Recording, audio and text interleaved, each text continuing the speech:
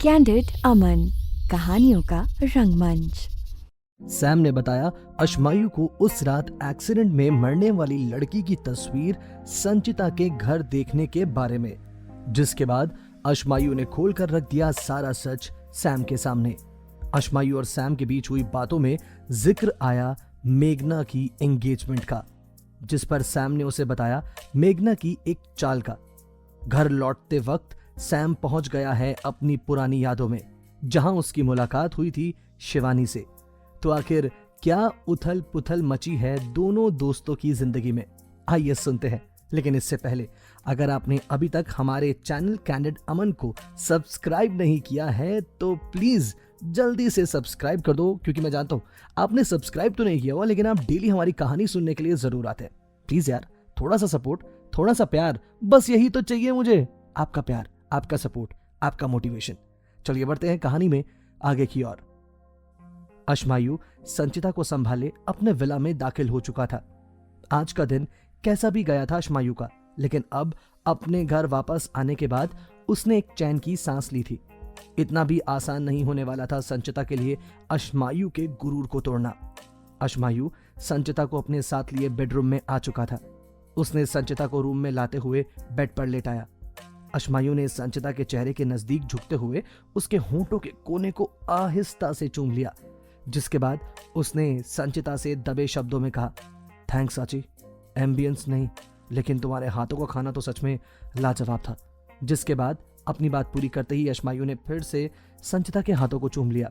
संचिता ने अपने हाथों को समेटते हुए एक करवट पर अपने सर के नीचे लगा लिया, जिसके बाद अशमायु ने संचिता के सर पर हाथ फेरते हुए कहा, I will be right back.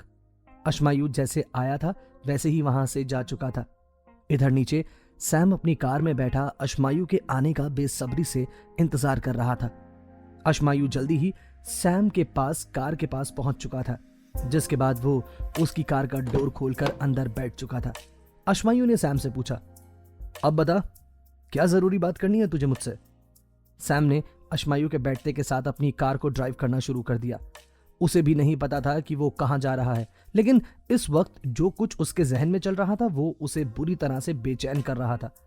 अशमायु ने एक बार फिर से सैम से पूछा तो सैम ने उसे बताया, वो लड़की जिस रात तेरी कार के नीचे आई थी, याद है तेरे को? उसका कनेक्शन संचिता भाभी से है। सैम ने यह बात सुनने के बाद अशमायु के चेहरे पर कोई एक्सप्रेशन नहीं देखा, जो सैम को और भी ज्यादा हैरान कर रहा था। सैम ने अशमायु से पूछा, तुझे यह बात सुनकर हैरानी नहीं हो रही यश?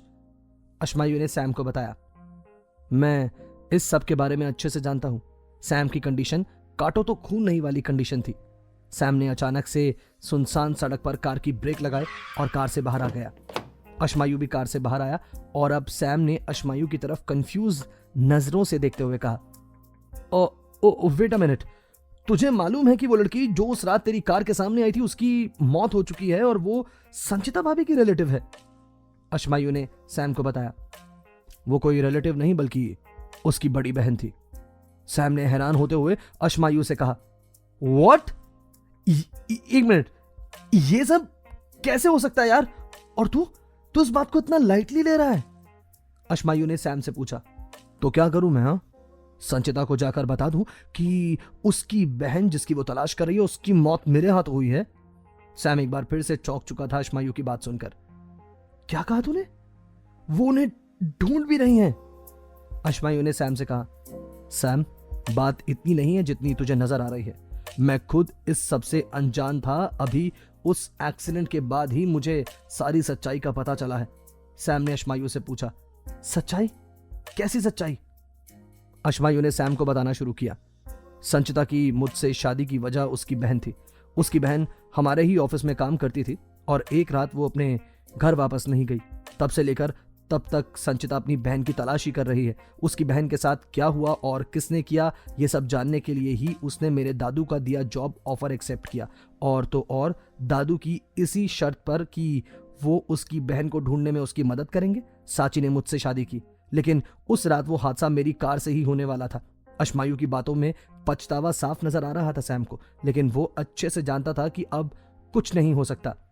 सैम ने अशमायु से कहा, संभाल अपने आप को यार, अब इसको हम ठीक नहीं कर सकते, अशमायू ने सैम से कहा। लेकिन एक काम तो हम जरूर कर सकते हैं भाई, सैम ने अशमायू से पूछा।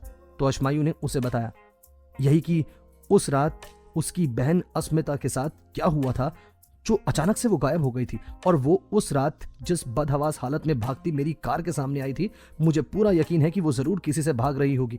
बस यही पता लगाने की कोशिश है कि आखिर वो बचने की कोशिश किससे कर रही थी, सैम ने अशमायू से कहा।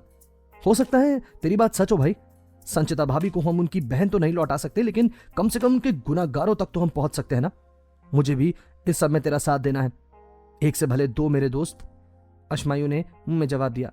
जिसके बाद सैम ने अशमायू से कहा, तुझसे एक सवाल पूछ सकता हूं? अशमायू ने में सैम को जवाब दिया। तो सैम ने अशमायू से पूछा, क्या यही वजह है तेरी संचिता भाभी के प्रति नर्म बिहेवियर की? अशमायू ने सैम से कहा, व्हाट डू यू मीन? मैं कोई इतना बुरा इंसान नहीं हूं कि किसी को दुख, दर्द, पीड़ा, तकलीफ में देख पाऊं, सैम ने अशमायू से कहा। क्या तू सिंपैथी की वजह से उनका साथ दे रहा है? अशमायू ने अपनी पीठ को सैम की कार से लगाते हुए गहरी सांस ली और उसे जवाब दिया, हाँ, इस बात से मैं इनकार नहीं करूंगा कि मुझे उसके लिए सिंपैथी है, और कहीं ना कहीं एक गिल्ट भी है उससे उसकी सबसे अजीज चीज छीनने की, जो मैं उसे कभी वापस नहीं कर सकता। लेकिन इसके अलावा भी मुझे कुछ तो ऐसा है जो संचिता की तरफ अट्रैक्ट कर रहा है। मैंने सोच लिया है कि मैं उसे कभी डाइवोर्स नहीं दूंगा। सैम को सुनकर झटका लगा और उसे खुशी भी महसूस हुई। उसे तो समझ में नहीं आ रहा था कि वो अशमायू के इस फैसले पर किस तरह से रिएक्ट करे। सैम ने अशमायू से कहा, देख, मुझे पता ही है कि पहले मैंने ही तुझे कहा था कि तू मेघना को भूलकर संचिता भाभी को अपना ले, लेकिन अब जब मैं उनके सामने सच आने का सोचता हूं तो मुझे लगता है कि मेरी सलाह गलत हो जाएगी। इतना दुख उन्हें तब नहीं पहुंचेगा जब तू उनके साथ इमोशनली नहीं जुड़ा होगा, लेकिन अगर तेरा उनसे इमोशनल कनेक्शन जुड़ गया तो सच जानने के बाद उन्हें खुद से ही नफरत होने लगेगी। तू समझ रहा है ना मैं क्या कहने की कोशिश कर रहा हूं? अशमायू ने जुनून भरे शब्दों में सैम की बात का जवाब दिया। मैं कभी ये सच संचिता के सामने नहीं आने दूंगा, उसे इस बारे में पता ही नहीं चलेगा, मैं उसे नहीं छोड़ सकता। सैम को अपना दोस्त अशमायू एक भंवर में फंसता हुआ नजर आ रहा था, जिससे बाहर निकलने का कोई रास्ता नहीं था। सैम ने अपने दोस्त अशमायू के कंधे पर हाथ रखते हुए उससे कहा, जो भी है मैं इसमें तेरे साथ हूं, क्योंकि मुझे पता है कि तूने जो कुछ किया है जानबूझकर नहीं किया है। अशमायू ने पलटते हुए अपने दोस्त सैम को गले से लगा लिया। अशमायू को इस बात का सुकून था कि कम से कम कोई तो है जो उसका साथ दे रहा है। सैम ने अशमायू की पीठ को थपथपाते हुए कहा, चल मैं तुझे घर ड्रॉप कर देता हूं। अशमायू ने सैम से अलग होते हुए हाँ में सर हिला दिया, जिसके बाद सैम अब अशमायू को अपनी कार से उसके घर ड्रॉप करने के लिए निकल चुका था। सैम कार ड्राइव कर रहा था जब अशमायू ने सैम से कहा, मेघना एंगेजमेंट कर रही है। सैम ने कार एक झटके से रोक दी जब अशमायू ने सैम से कहा, इस बात पर इतना शौक होने की क्या जरूरत है तुझे? हाँ, ये तो होना ही था। सैम ने कार फिर से ड्राइव करना शुरू कर दिया, जिसके बाद उसने अपने दोस्त अशमायू से पूछा, क्या तुझे इस बात से दुख हो रहा है?